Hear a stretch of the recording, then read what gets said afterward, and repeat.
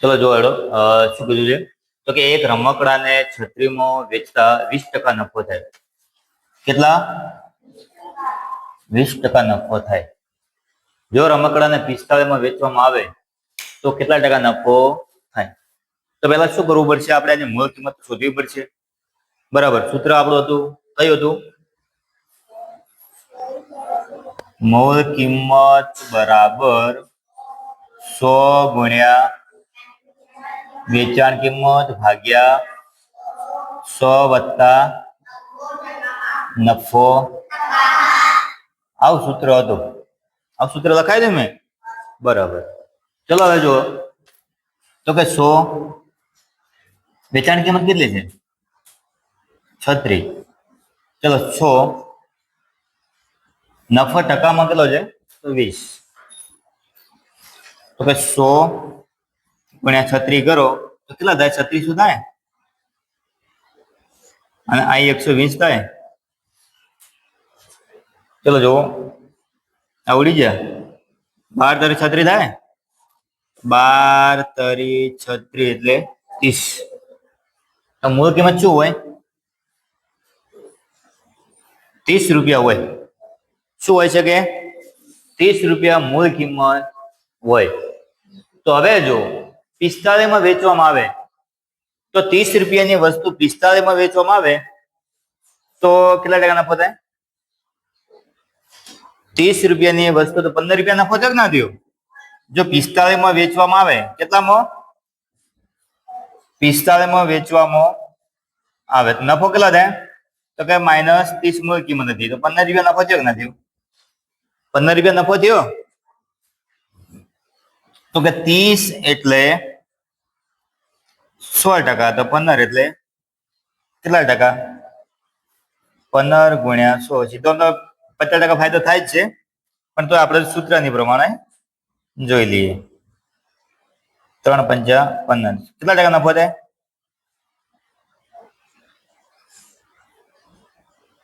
કેટલા ટકા નફો થાય? 50% નફો થાય. કેટલો નફો થાય? 50%. કેમ? વસ્તુ કેટલાની હતી? 30 ની મૂળ કિંમતની વસ્તુ હતી. વેચ્યો કેટલામાં? 36 માં. કેટલા ટકા હતો? 20% નફો. જો 45 વેચવામાં આવે તો નફો કેટલો થઈ જાય? 50% નફો થાય.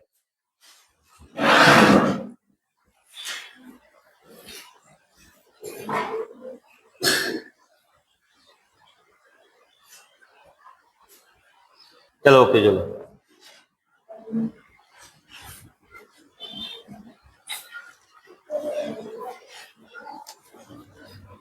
ચલો જો હેડો શું કીધું? અર્પિતાને એક નોનસ્ટિક ખરીદવા પર 30% વળતર મળે છે. કેટલા ટકા? 30% વળતર મળે. તેણીએ દુકાનદારને ₹2000 ની નોટ આપતા દુકાનદાર તેણીને કેટલા પાછા આપે? 1160 પરત કરે છે. તો નોનસ્ટિક પર કેટલી કિંમત છાપેલી હશે? બરાબર. તો કે 2000 માંથી પહેલા તો આપણે બાદ કરી દઈએ. કેટલો વળતર મળે? 30%. 30% પછી કાઢીએ તો પહેલા શું કરીએ આપણે? તો કે 2000 ની નોટ આપી છે કે નહીં આપી હોય? કેટલાની? 2000 ની નોટ અત્યારે બંધ થઈ ગઈ છે, પહેલા ચાલુ હતી. તો કે 2000 ની નોટ આપી તો કેટલા પાછા આલ્યા? 1160.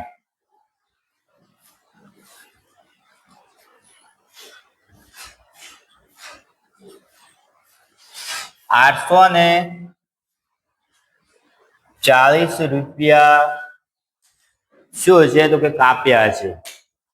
પણ હવે શું કીધું છે કે 30% તો વળતર આપ્યું છે. કેટલા રૂપિયા? 30% વળતર આપ્યું છે. તો હવે એની કિંમત કેટલી થાય? એની કિંમત કેટલી થાય? તો હવે જો તો કે આમાં 30% વળતર આપ્યું હોય તો બાકીની કિંમત કેટલી વધે? બાકીની કિંમત કેટલી વધે? ધારો કે 30% વળતર આપ્યું હોય, કુલ 100% કિંમત હોય. કેટલી કિંમત હોય? 100% કિંમત હોય કે ના હોય? તો કે એમાંથી 30% તો વળતર આલી દીધું, વધે 70%? 70% વધે કે ના વધે? બરાબર, 70% બરાબર 840. 70% બરાબર 840.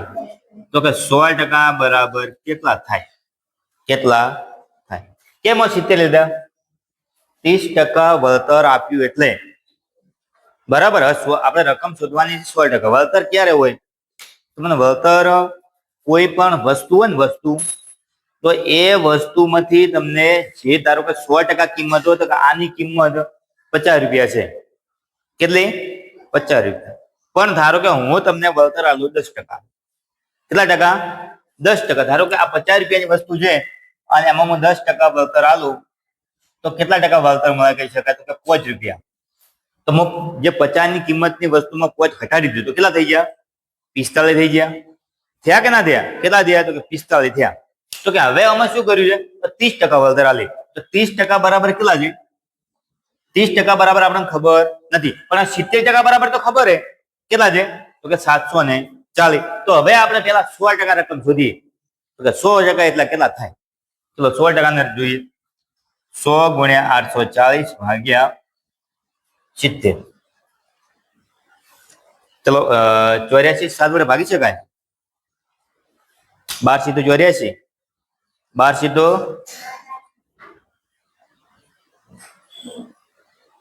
ચલો એ 1 0 રહેશે. ચલો આ તો રહેશે ને. તો 1200 રૂપિયા થયા. મૂળ કિંમત કેટલી હતી? 100% કિંમત કેટલી હતી? 1200 રૂપિયા. પણ 30% વળતર આલી એટલે કિંમત કેટલી હતી? 840. હવે શું કીધું? તો કે નોનસ્ટિક ઉપર કેટલી કિંમત છાપેલી છે? કેટલી કિંમત છાપેલી છે? કેટલી કિંમત છાપેલી હોય? 1200 રૂપિયા છાપેલી હોય.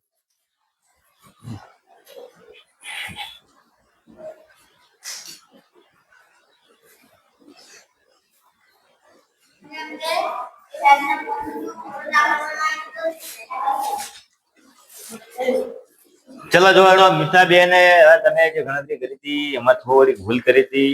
હવે ભૂલ ના કરતા. ચલો 20/3, તો કે 60 મૂળના કેટલા થાય? તો 60 મૂળના થાય કેટલા રૂપિયા? 400 રૂપિયા થાય. કેટલા થાય? 400 રૂપિયા થાય. કેટલા રૂપિયા થાય? 400 રૂપિયા. તો કે 20/5, 20/5, તો કે 100 મૂળના કેટલા થાય? તો એ પણ કેટલા થાય? 400 રૂપિયા થાય. કેટલા થાય? 400. આ બે નો સરવાળો કરો તો કુલ કેટલા થાય? 800 રૂપિયા થાય. આ બે નો કુલ સરવાળો કરો તો કુલ કેટલા મૂળા થયા? 160 મૂળા થયા. કેટલા મૂળા થયા? 160 મૂળાના. 160 મૂળા અને પૈસા કેટલા થયા? 800 રૂપિયા. 800 રૂપિયા. હવે જો નફો કેટલો થાય? હવે નફો કેટલો થાય છે? વેચે કેટલામાં?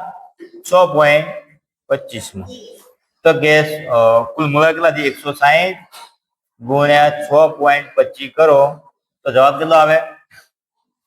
ચલો જોઈએ, ઉડાડી દઈએ. કોઈ પોઈન્ટ કાઢી દીધો.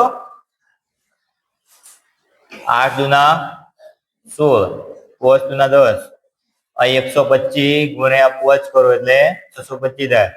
5 5 ઉડી જાય. 125 ગુણ્યા 8 કરો એટલે 1000. ચલો ખરીદી કેટલાની હતી? 800 રૂપિયાની. તો કે 1000 માઇનસ 800, 200 રૂપિયા. કેટલા મળ્યા? 200 રૂપિયા નફો મળ્યો. શું મળ્યું? 200 રૂપિયા નફો મળ્યો. પણ આપણને પૂછ્યું ટકામાં, કેટલા ટકા કહી શકાય? તો 800 એટલે 100%, તો કે 200 એટલે કેટલા ટકા થાય? સીધી ચોકડી ગુણાકાર કરી દો તો કે 200 ગુણ્યા 100 ભાગ્યા 800. આ બે 0 0 ઉડી ગયા. 25 8 200 25% નફો થાય. કેટલા ટકા થાય? 25% નફો થાય.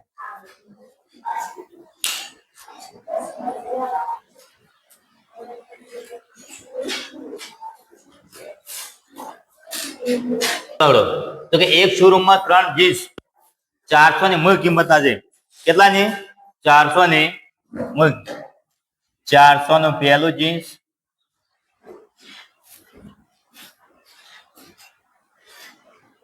400 નું બીજા નંબરનું જીન્સ અને 400 નું ત્રીજા નંબરનું જીન્સ. હવે જુઓ તો કે પહેલા જીન્સ પર શું કરે છે? મૂળ કિંમત. પહેલું જીન્સ 10% નફો લે છે. કેટલા ટકા?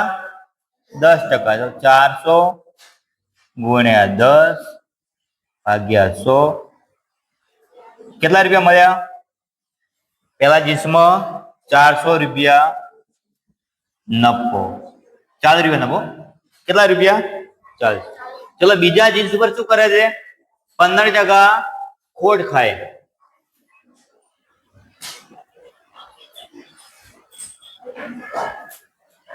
₹15 ચોક 60 રૂપિયા ખોટ. કેટલા? 60 રૂપિયા ખોટ. ત્રીજું જીન્સ શું કરે છે? 20% નફો. તો ત્રીજા જીન્સમાં 20%, 20 ચોક 80 રૂપિયા નફો. બરાબર. ચલો હવે કે પહેલા જીન્સમાં શું કર્યું એને? નફો કેટલો હતો? 10%.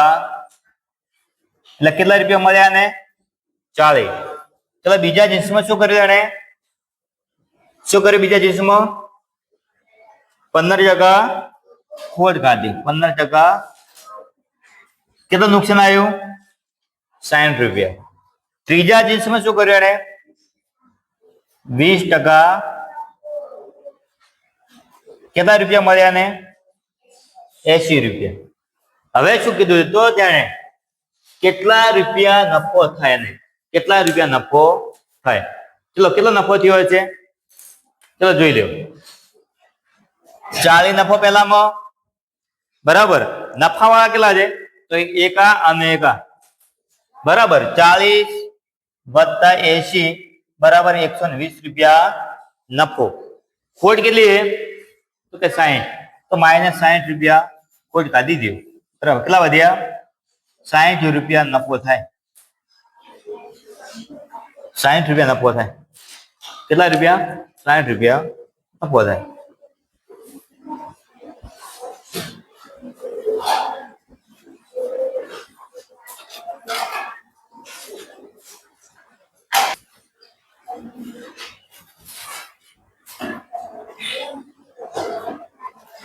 હવે જો આ બાજુ રાખો બધા. શું કીધું છે? તો કે એક વ્યક્તિએ 120 કેરી ₹4 ના દરે ખરીદી. બરાબર. કેટલાના દરે? 4 ના દરે. તો 120 કેરીના કેટલા પૈસા થયા?